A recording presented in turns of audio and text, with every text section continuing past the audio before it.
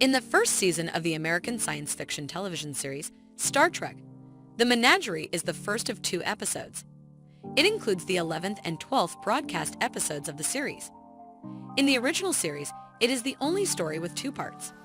Mark Daniels directed the first part and Robert Butler directed the second, both of which were written by Gene Roddenberry. NBC broadcast Part I on November 17, 1966, and Part IA on November 24, 1966. Spock kidnaps Christopher Pike, locks the Enterprise on a path to the forbidden planet Talos IV, and surrenders to a court-martial, where he elaborates on his actions. There were worries that Disney Creations wouldn't have the option to convey episodes to NBC so as to meet their series responsibilities in view of the show's consistently expanding intricacy. In order to tell a story about the beginning of the history of the Enterprise, the footage from The Cage, the unaired Star Trek pilot episode from 1965, was used in The Menagerie.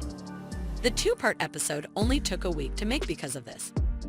The Hugo Award for Best Dramatic Presentation went to The Menagerie, which received praise from critics. In 2267, in response to a subspace call that First Officer Spock claimed to have received from Christopher Pike, Spock's former captain of the Enterprise, the U.S. Enterprise travels to Starbase 11.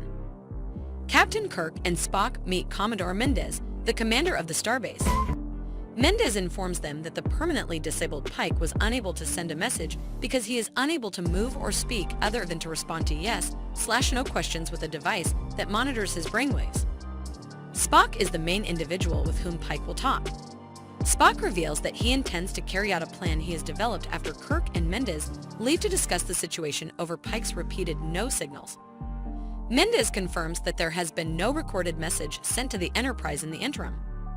Mendez gives Kirk classified information about Talos IV, a planet that is currently under strict quarantine but was visited by the Enterprise in 2254 while under Pike's command.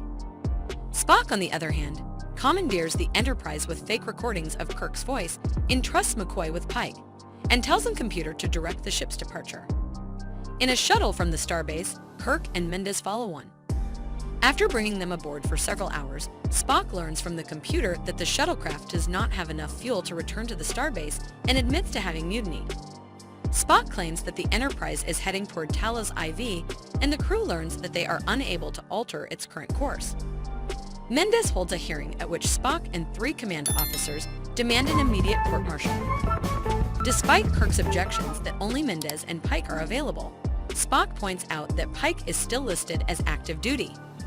With what appears to be video footage of the Enterprise's 2254 visit to Talos IV, Spock begins his testimony at the tribunal.